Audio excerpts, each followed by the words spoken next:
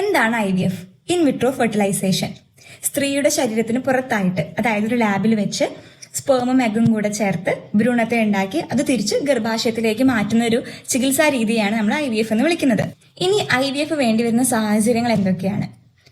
അതായത് ഇപ്പൊ എൻഡോമെട്രോസിസ് പോലത്തെ ഗൈനക്കോളജിക്കൽ കണ്ടീഷൻസ് വളരെ സിവിയർ ആയിട്ട് നിൽക്കുന്ന ഒരു അവസ്ഥയാണ്. അതല്ലെങ്കിൽ ഓവുലേഷൻ ഇൻഡക്ഷൻ എത്ര ചെയ്തിട്ടും പരാജയപ്പെട്ടുകൊണ്ടിരിക്കുകയാണ്.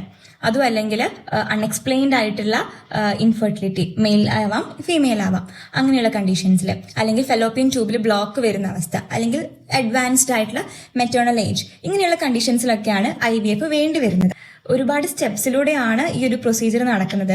അതായത് നമ്മൾ കൺട്രോൾഡ് ആയിട്ട് ഒവറിയൻ സ്റ്റിമുലേഷൻ നടത്തി കണ്ടിന്യൂസ് ആയിട്ട് ഫോളിക്കിൾസിനെ മോണിറ്റർ ചെയ്ത് അതിനുശേഷം നമ്മൾ ഊസൈറ്റ് റിട്രീവ് ചെയ്ത് പിന്നെ ഫെർട്ടിലൈസേഷൻ നടത്തി പിന്നെ എംബ്രിയോ ട്രാൻസ്ഫർ ചെയ്ത് അങ്ങനെ ഒരു വലിയൊരു പ്രൊസീജിയർ ആണിത്. ഇപ്പൊ എംബ്രിയോ ട്രാൻസ്ഫർ നടത്തുന്നത് ഈ ഫെർട്ടിലൈസേഷൻ കഴിഞ്ഞിട്ട് ഒരു 3-ാമത്തെ ദിവസമൊക്കെ ആയിട്ടാണ് എംബ്രിയോനെ നമ്മൾ യൂട്രസിലേക്ക് ട്രാൻസ്ഫർ ചെയ്യുന്നത്.